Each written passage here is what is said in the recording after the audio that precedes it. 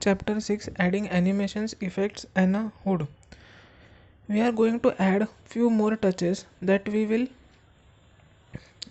give us the foundation of our future game development. So we are adding a few more touches, means we will adding few more details. Touches like animations, particle effects and heads up display, that is HUD. When we get to chapter 7, it will make sense why we did this first. So these are additional details which are animations, then particle effects and heads up display. These are additional details. And don't fret, there is a lot to be excited about right now too. Adding simple things like animations is what will allow you to really add character and charm to your game and elevate it to a point where it starts to look like really rather professional. So charm means it will add excitement to our game. It will make our game look more professional. So these are important effects. Handling death and using particles. Everyone has their own way of handling their mortality. So we will here we are programming about death, that means how to destroy that player character, etc., using particles. So everyone has their own way of handling their mortality.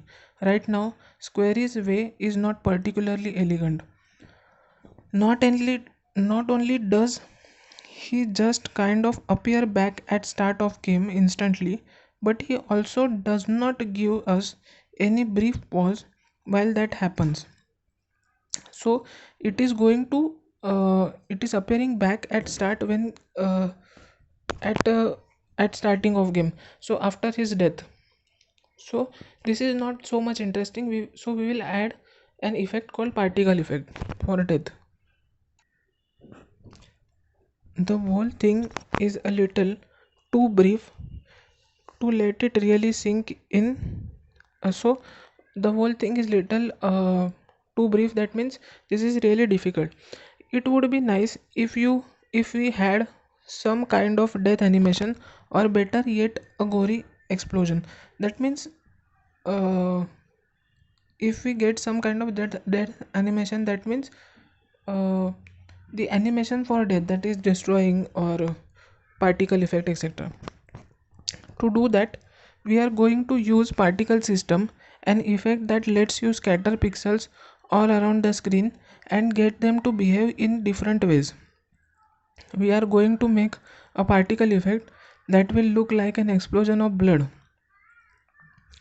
but you could just as easily use this to make regular explosions, fireworks, fountains, electricity and more. To create your first particle system, choose game object, then particle system. You should see a fountain of slow moving white blobs in your scene with options on the right hand side in the inspector. You need to tweak some of the setting here in order to make effect look like blood. We can start by changing the start color to red, that is click the white bar and start size to 0.02. Then click the shape option below that and choose the sphere instead of cone. Under emission, change rate over time to read 300. So here we are creating the blood explosion effect. Now expand the renderer menu option and click the circle next to material option.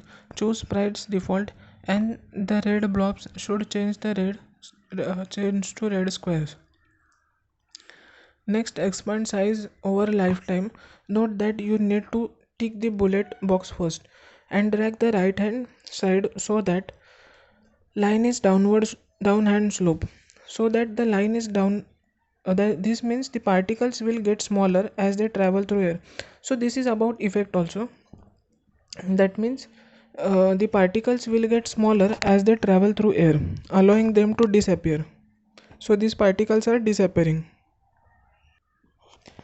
in a way that looks natural rather than suddenly blinking out of existence. Similarly, you can also do the same for color over lifetime. I have made my blood gets slightly darker as it expands outward just to keep things interesting. I also applied point to gravity so that the particles fall downward. Feel free to play around with other options as you want. They are generally pretty self explanatory.